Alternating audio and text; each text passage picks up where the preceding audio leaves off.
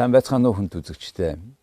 Өнөөдөр манай дефакто нэвтрүүлгийн зочноор Сингапурын Гэрээлэгчдийн холбооны ерөнхийлөгч ноён Кеннeth Лу оролцож байна. Кеннет Лу, Сингапурын Гэрээлэгчдийн Ассоциацийн ерөнхийлөгч. Кеннет Лу нь Австралийн Нью Саут Уэльсийн их сургууль, Сингапурын их сургуулийг тус төгсжээ. Тэрээр Straits Construction Сингапур компани удирдах албан тушаалд 26 жил, 2015 оноос Сингапурын Гэрээлэгчдийн Ассоциацийн ерөнхийлөгчөөр ажиллаж байна. Кеннет Лу Сингапурын бизнесийн холбооны гишүүн, барилгын удирдах газрын гишүүн, гэмтэргээс өрсөн сэргийлэх үндэсний зөвлөлийн гишүүн юм а.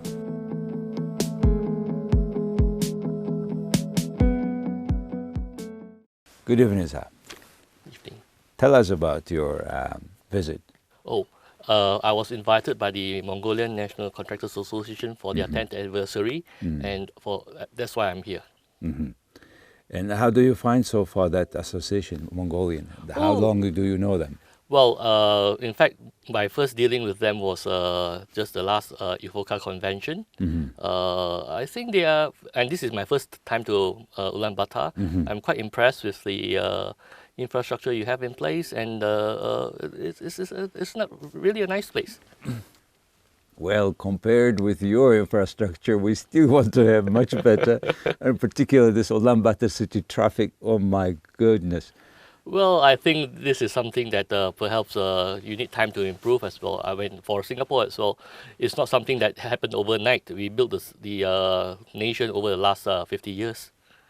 When you started to build the nation, the country was on the two sides of very muddy river with a lot of mosquitoes, etc. How the story goes. I mean, what do you think as a individual? What was this behind all these changes? I think one great factor was that we had leaders that was very visionary. Our late founding Prime Minister, Mr. Lee Kuan Yew, actually had this vision of building the nation. I think with the right policies in place, with the push from the government, and of course the people working hard and building the nation together as one, that's the result of it. Yeah, definitely. Many people, many countries are wondering about the late Lee Kuan Yew. We have been translating his book. I was in my 20s reading his books in English, and I was very impressed. And I was learning that time tigers. Remember the word? Yes, Asian tigers. Yes, correct. And I studied when I studied in Russia at the university. But the literature that time in Russian was very little. My English was not that good. But however, and also the legend goes like, first of all, you got the people having houses, at least on the roof, that they can tolerate the raining, etc. How this housing started project? Well, I think in that the government had this notion that first and foremost you need to feed the people. They have to survive. They have good jobs and they have a housing over their head, so to speak. I think that's why the government came out with the national housing policy. I mean, in Singapore, even of today, 80% of the population stays in what we call public housing. Public housing is a type of housing that's developed by the government and is sold to the population at a subsidized rate. Of course, the standards have changed over time. In when we first started in 1965, it was just pure basics. But today's context, the housing standards of the so-called public housing is actually moved up quite significantly. I do call my visit, say, about 30 years ago to your country, and now the housing, even the very concept is changing. Yes. I see the high-rises. Every high-rise has own common places, including swimming pool. Yes, those are more of a private housing with facilities. But for public housing, they plan it in such a way that they have of course, a precincts level, town level, and of course the island in totality. All the services within the community is actually developed within the precinct. So a lot of planning is put into the to thought to make sure that it is convenient for the people that live within the precinct. Here in Mongolia, for example, you get the land. Yes. Then you make whatever you want to make. And there is not, they're on the paper master plan, but people come and make buildings, and they in such a way that even very narrow road, as you have seen in Mongolia, no trees, the buildings just side by side. How come? I see. I mean, in Singapore, of course, the master plan is put in place before all developments are planned. Facilities such as a public transport system, the train system is all in place before in the master plan, before they actually allocate the land for building. Even in government land sale, where government sell land for private parties to develop, they actually specify what you can build according to their master plan. Even common facilities, sometimes in a private development, they will say that, oh, you need to have shops, you need to have some sort of facility, maybe community centers and things like that within that particular development. So everything is all controlled. How much you can build within that development is also controlled.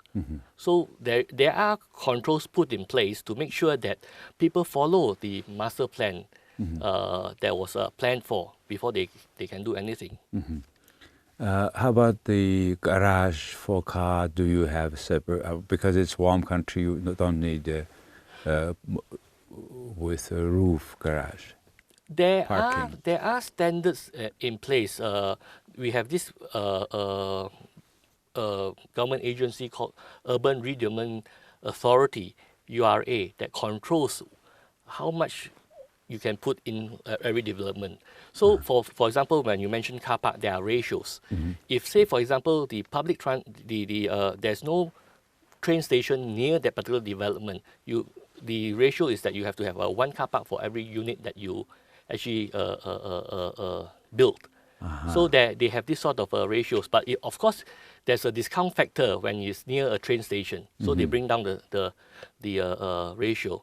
Even for public housing, for that matter, when they plan for public housing, every particular development that is being built, they have a ratio for car parks to units. Speaking about cars, I understand you have a quite expensive system of owning car and a separate charge when you go to particular district. Tell us. Yes. First of all, before you even own a car, there's a control. The government has put in place a system called Certificate of Entitlement. Okay. So before you can even buy a car, you need to bid for this certificate. And this certificate is only valid for 10 years. Yeah. So once you get that, then of course the taxes on vehicles are quite high as well. So I think we are probably one of the most expensive places in the world to own a car. The reason being, the government is trying to control the numbers of cars in the system so that there's less traffic jam and things like that. But having said that, I mean, human beings, people still aspire to own cars. Yes. So in order to counter that, one way is that the government is actually building up the infrastructure for public transport. So over the last 2-3 decades, we have been building our mass rapid transit. Yeah, very nice system you have. Yeah. How much percent, say you want to buy a $100,000 car, Mercedes, how much I pay as separate on the top? Okay, the certificate entitlement is actually bid, so you tender for it, so the price varies. Oh, it's not a fixed price. So, say the certificate of entitlement itself is bidding process. Yes. And how much does it cost today? Currently, it's about 40 over thousand Singapore dollars for the US dollar? Divided by 1.3.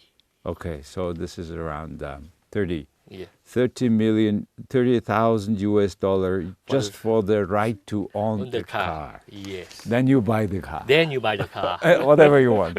Yes. But still there's a There's tax still rate. tax. Yes, of course. How much?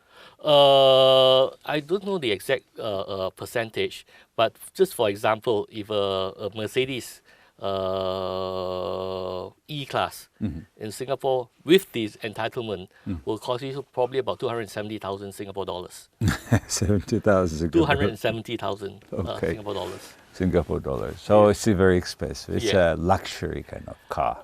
Yeah, correct. But even a Japanese car, for that matter, will cost you easily 100,000 Singapore dollars. See. Yeah. Okay, now let's go back to the housing. Yes.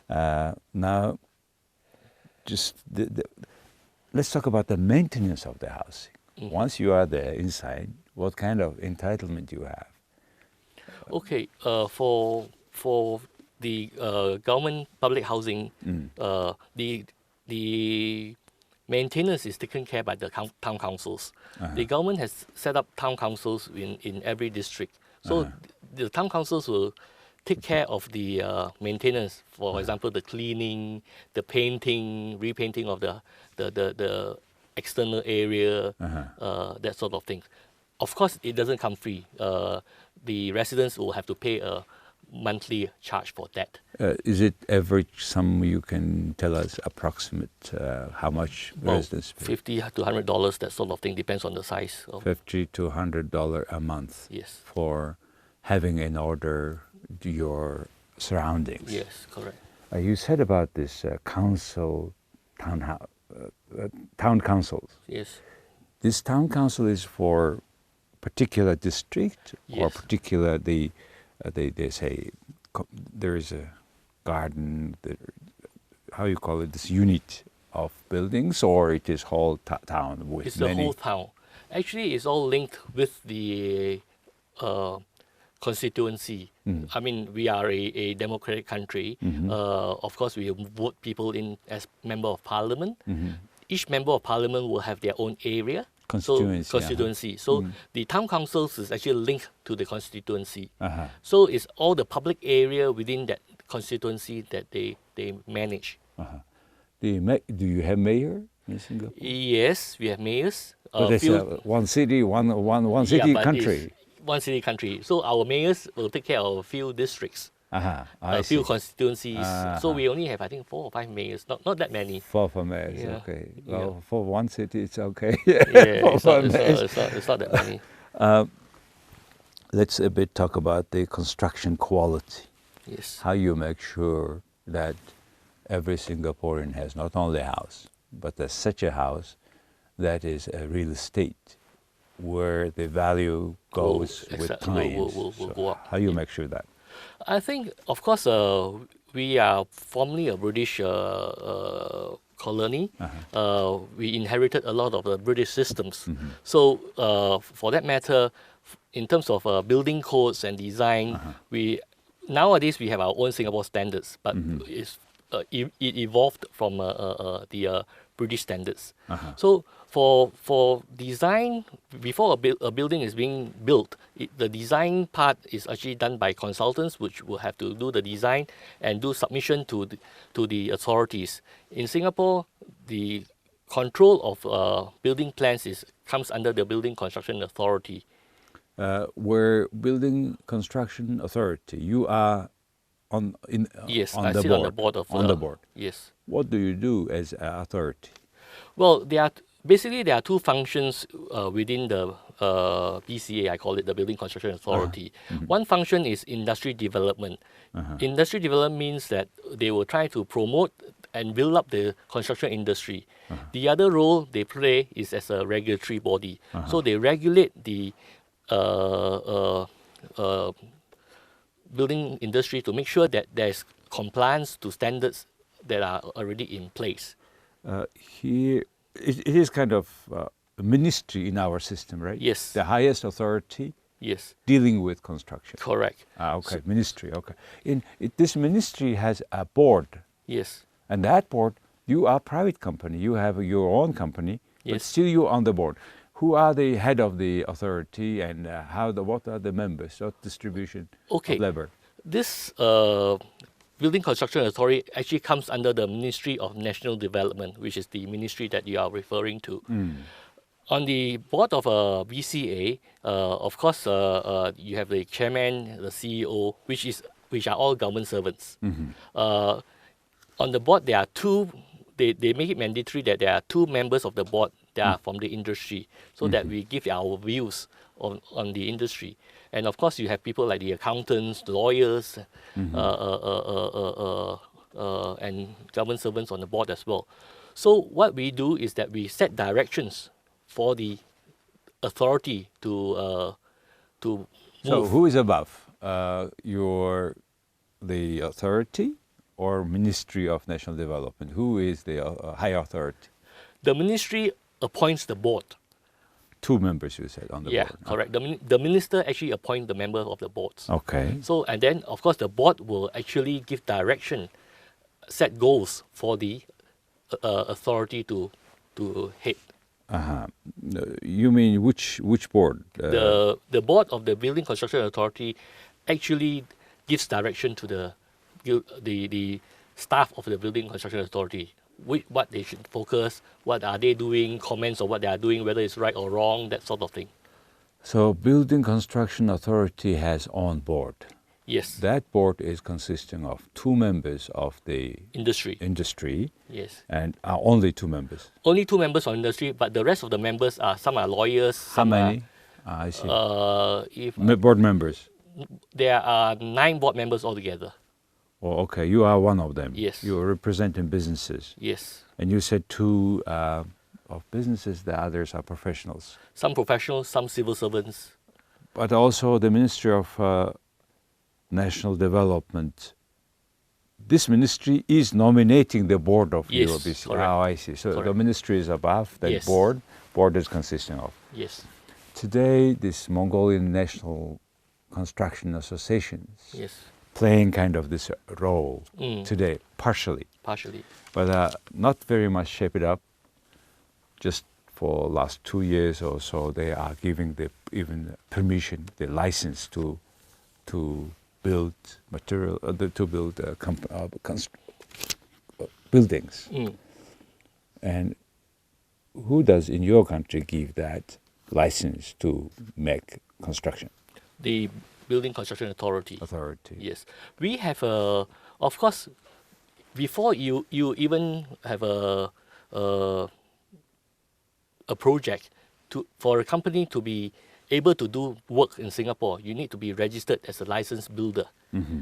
This Licensed Builder Act is actually administered by the Building Construction Authority. Mm-hmm. License of builder. Yes, you need to have. There are certain guidelines that you need to comply to. For example, staff, professional level of the staff, your company setup, before you can actually start doing building Construction works. business. Yes, correct. Can you tell me a bit about that staff, professional? How many staff I should have? How many of them, which should have certain classification of profession, etc.? What is It minimum? depends on what size of a company you are talking about. Okay. In Singapore, we have this thing called Contractors Registry Scheme, CRS. In that, for building works, you have different grades. So for the highest grade, of course, you need to have 24 staff professionals in order to maintain that license. If you are at the lower rank of the license, one will do. I see. Yeah. But it is to be a profession who has certain diploma or certificate that Yes. you are the builder.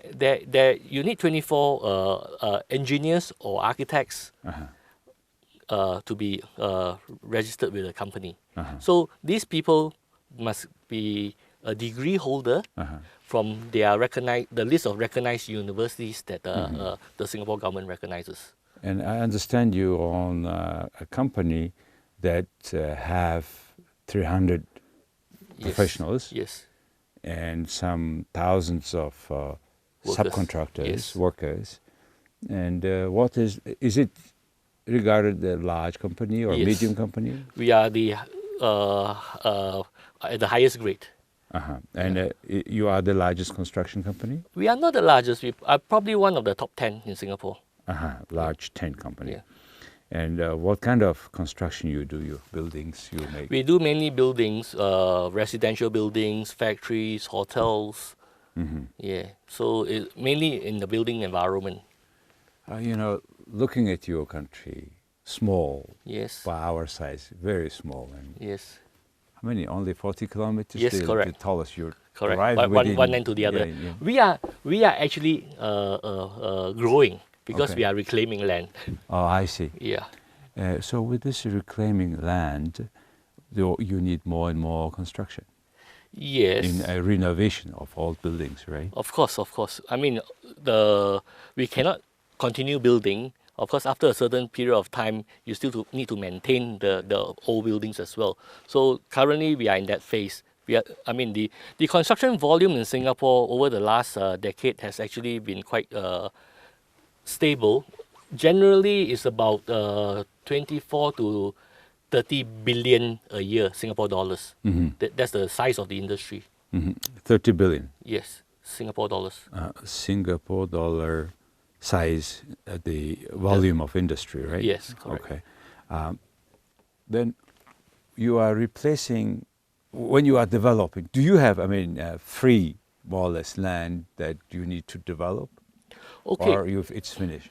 No. I mean, Singapore government has a policy in place that what they are doing is that, of course, we are redeveloping areas where the land use is actually low, meaning that the buildings are low. They are, especially in the city area, we actually tear them down and rebuild higher. So to maximize your land use. How to make sure that these people living in, say, a new area or redeveloping area, people have businesses, so that not everybody goes to the center. So how to make sure that this is their own community, kind of self-sustainable kind of? Yes, I think currently the government actually, in the master plan, they are actually developing new areas to make it self-sufficient. For example, the town area, some of the offices, even the government agencies are moving to like Jurong, the suburb area where they actually build up the facility. So the community, it becomes a self-sufficient. We have jobs there, you have facilities and things like that, so people don't need to travel. I think one of the reasons they do that is that because travel time is lost in productivity. Yes. So if you can... We know very well that. Yes, you especially when you have bad traffic jam.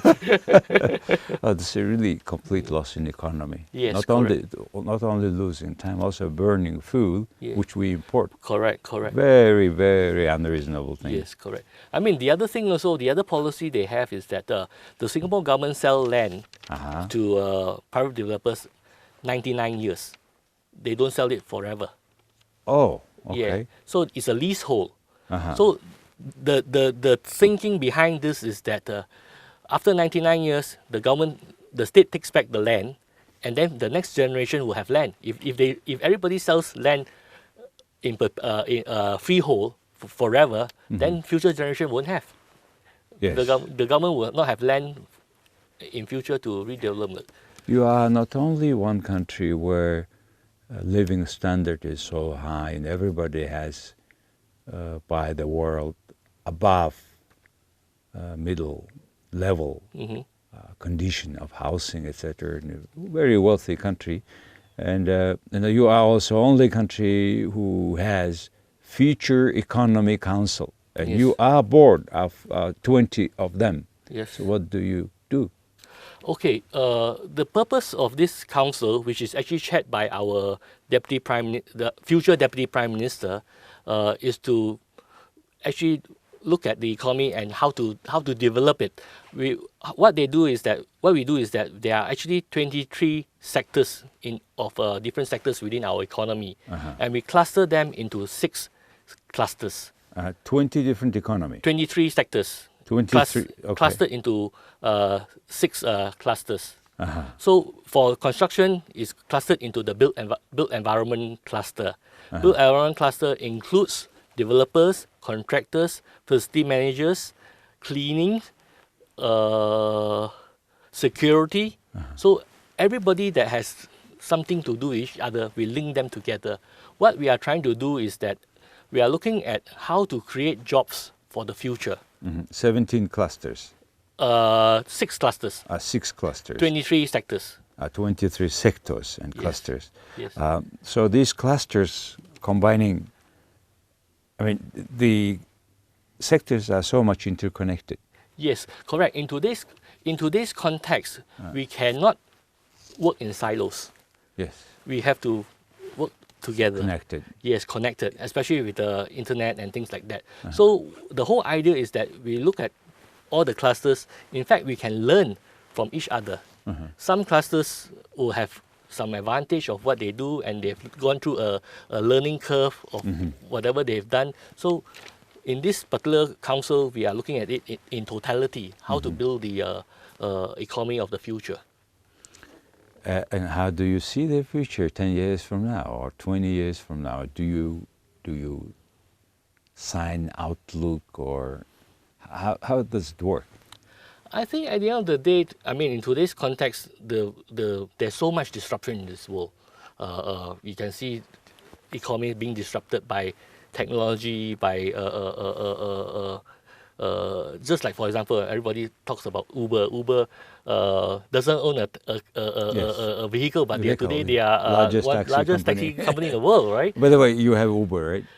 We used to have Uber. Uber was taken over by another company called Grab. So they are out of Singapore temporarily, but I think they are thinking of coming back. Working well. Yeah, I mean, we have a similar service called Grab in Singapore.